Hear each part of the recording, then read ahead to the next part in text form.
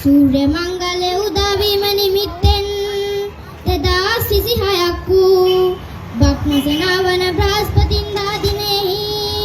අප පාසල් මෑණියන්ගේ බිම් කඩෙහි පවත්වන්නා වූ රංගිරි කෝණ මංගලය 2026 බක්මහා උළෙල මෙතෙන් පටන් ආරම්භ කරන බව දන්වා සිටිමු. ප්‍රෞಢ හෙළ සිරිතට මුල් තැන දෙමින්